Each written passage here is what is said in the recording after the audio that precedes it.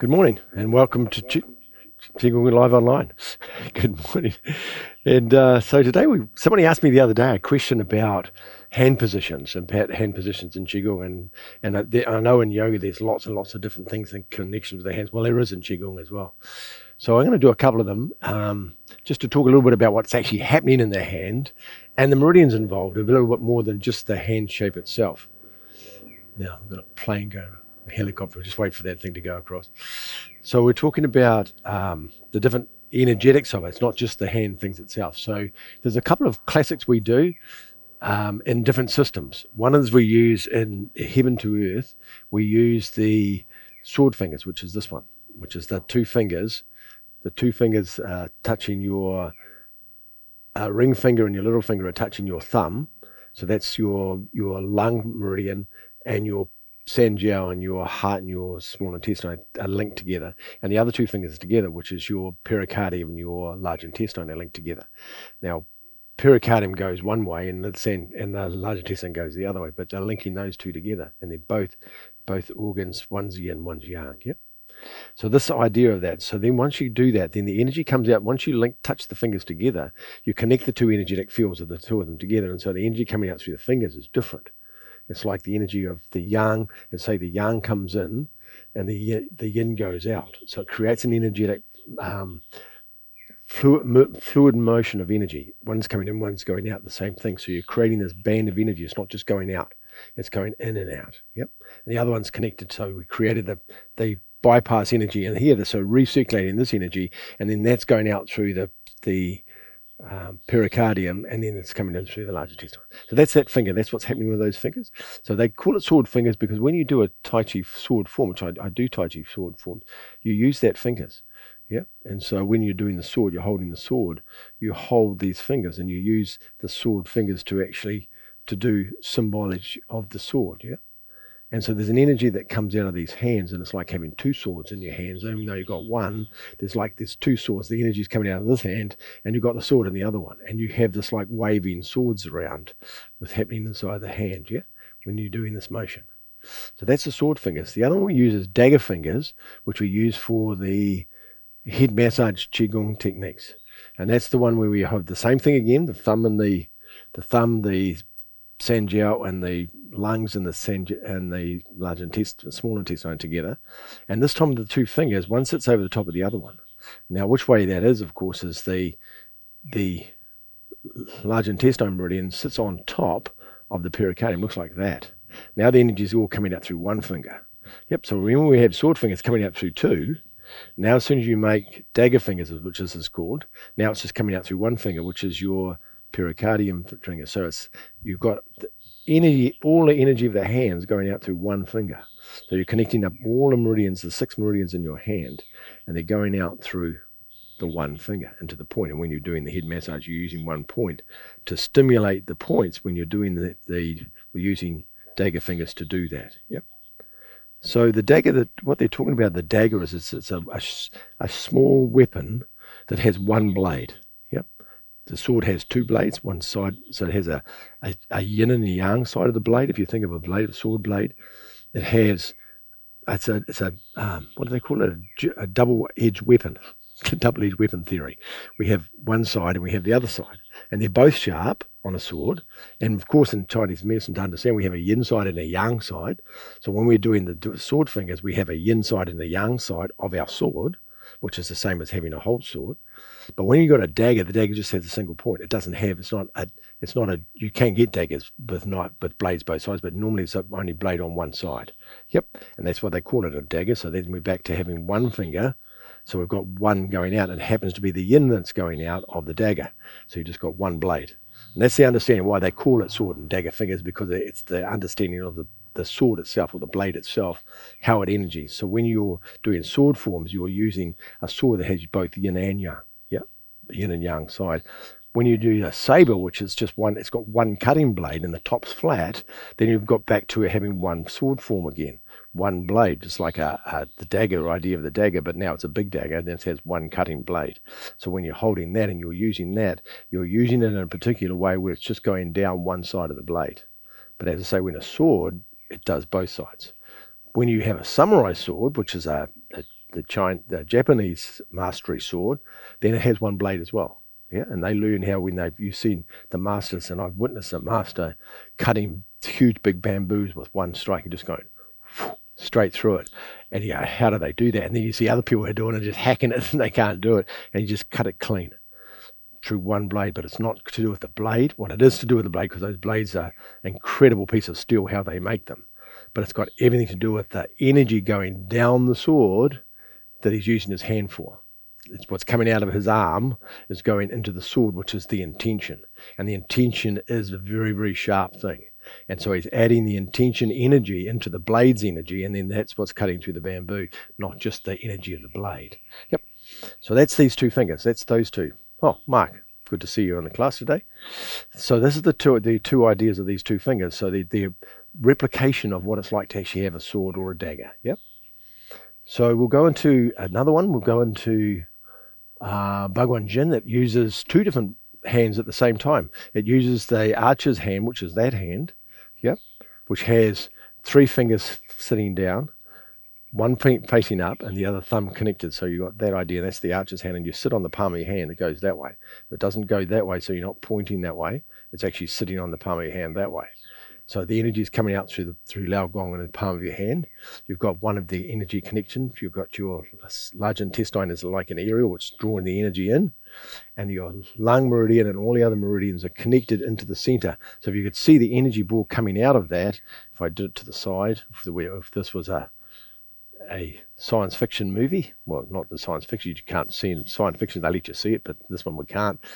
All those three fingers, or those four fingers, are generating energy into the center. God, see, people go and do this without realizing they've done it. The battle star in Star Wars, the big round battle star, when they fired their death ray, remember it came out, and it came out in four different directions, and it met in the middle, and then it shot off. Yep, that's what that hand does. Yep, they've copied Qigong. And so we're having this idea of the four parts of these fingers connecting to Lao Gong in the center, and then Lao Gong's going out with these four parts connected to it. Yep. We're going to connect these energy. And this one, of course, is the antenna that's drawing the energy in. Of course, it's coming in from the ground as well, but just know that it's going out through that, and it's got this idea of that going out through that one. So I thought it was fascinating when I saw Star Wars and understood that the principle of that. That's that hand. The other one's the bear claw, which looks like that, which is a flat hand that way with a hand grip that way. And so we're grabbing the bow with the bear claw. It looks like that. As I say, now all four fingers and one thumb are all facing the center. So now the power's in the grip of the hand. Yeah, and so with bears, it's synonymous. When a bear strikes, it throws its hand, big sweeping blows. Yeah, it doesn't go out and sort of it's like a cat where a cat will swipe you. The bear has this big swinging blow, but as it comes through, all the power's in the hand, inside the hand, yeah? A little bit like a tiger's claw, which we're going to do soon as well. So we're going to do that hand. So we're going to do a couple of these exercises, and I'm going to show you the hands, because now we've talked about them, I want to do the exercise for them. So that's what's happening there. It's all linked to the center point. All of that goes surging to the front, so all of the whole hand has the power in it. Yep, it's not coming from fingers, it's coming from the power that's created from these fingers linking to the center point Lao Gong. Cool, and then we've got that going on, and we've got the other hand going to the front, sending energy out that way, and we've got the other one pulling energy this way. Yep, very cool. We'll do that exercise, so we'll do a double horse stance. Bring your hands to the front, so when we're going to turn our fingers around and grasp the energy of the ground, we're going to pull it into our body. We bring them right up underneath our armpit. Turn your hands over. Now remember, the knees are out over the toes, so don't bring them in, bring them out over the toes. To here, turn the hands over, and it's like pushing the two pillars out. Yep. We'll do the right side first. I'm going to mirror you. So we open the palm to the front, turn to the front, and the hand comes around. Grabs the string of the bow with the bear claw, makes the archer's hand.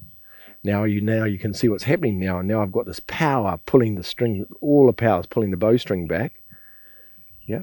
But at the same time, the energy is going out through that hand, through the fingers, going out straight forward. As I'm pulling this back, it's going out. So we're breathing in, and we're breathing out. And then the hands change. Back to the fist again, open the right hand, Now, when you open your hand, so when we make a fist, when we make these fists to go back out, they're loose fists. They're not tight, straight. They're just relaxed. And so you can feel the energy circulating that goes out. When you open the hand's relaxed, turns to the front, comes around. But when it grabs the string of the bow, then all of the tension comes into the hand, and you bring the tension in the hand, you can see that the forearm change. Energy of the whole forearm changes, and the energy changes in the other hand, because now there's not tension in the hands, there's power in the hands. And the power's going out as it pulls it back. Yeah. And then relax. And the hand goes out, back out, and then it comes back down again. Good. That's what's happening in those hands. Good. So we're going to do, that's to understand those two hands. What's happening inside the hands while you're doing the exercise. The other one we talked about was doing the sword fingers. So we'll do an exercise from the heaven to earth to show you how that starts. So have your hands facing towards the front. Bring the hands to the side. Good. Take a breath in. Breathe out and bring the hands up. Good. Take a breath in. Breathe out. Rotate the hands so they're facing towards the sky. Take a breath in. Breathe out. Rotate them to the front. Good. Take a breath in. And then bring them round. So the palms towards each other first, so you can feel the energy between the palm and the hands. Then change to sword fingers. So now the two swords are colliding in the center.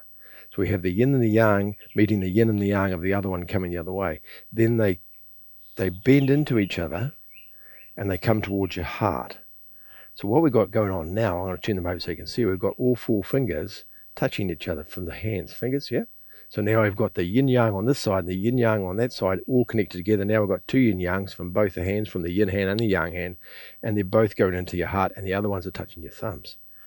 So now we have all that power from the yin-yang sword going into you, but it's both the yin-yang from both sides going into your heart.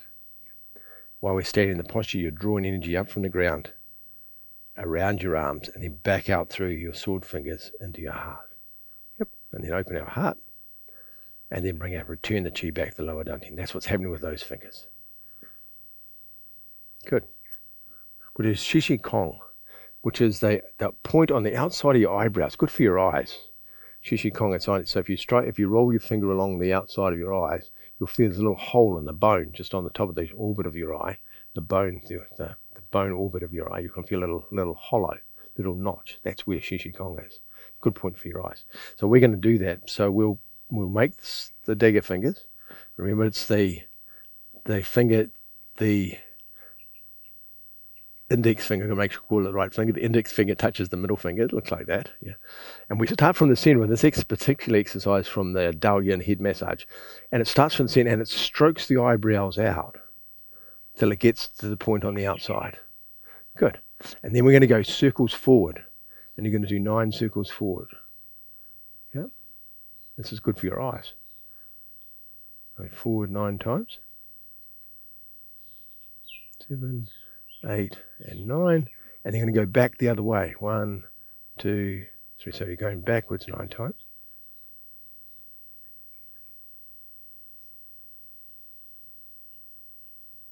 And when we get to 9, we stop and we do a thing what the Dalian practice is called point respiration. So as you do that, you're going to push your fingers into the point. At the same time, you're going to breathe out. And in your mind, you're going to breathe out all perverse chi that's in the point. Breathe out, push in. Breathe out through the mouth. Breathe into the nose and breathe into the point all the good chi. Push in, breathe out. Relax, breathe in. Push in, breathe out. Relax, breathe in. Good. And then you bring your hands underneath your chin. You rub them underneath your chin, underneath the wandering nerve, and you bring your hands back to lower dantian. That's the exercise. Whoa, I can see clearer. It is actually a really good exercise. Should we do it again? We'll do it again. Start from here. Bring your hands up. Make the dagger fingers. Start from the inside of the canthal, which is bladder 2 at the top of your eyebrow. Bring that cross out to Qigong. And then we're going to go inwards 9 times. 1, 2, 3.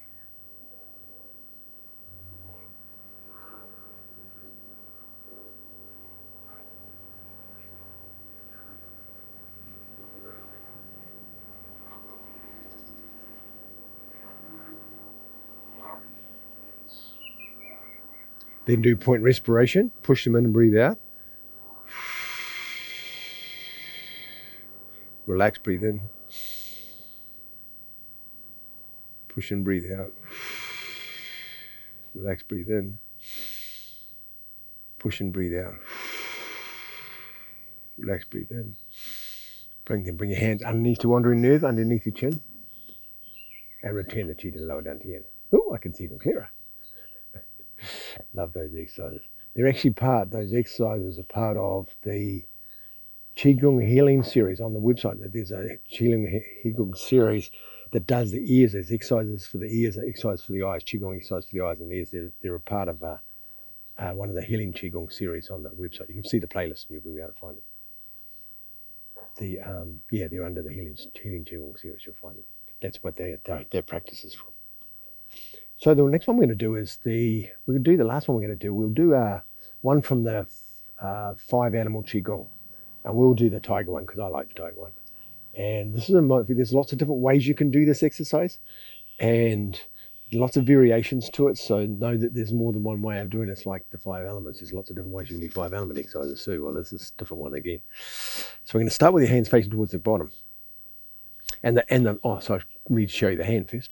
So the hand looks like that. It's like the bear's like this, and see the bear claw's like, see it's flat.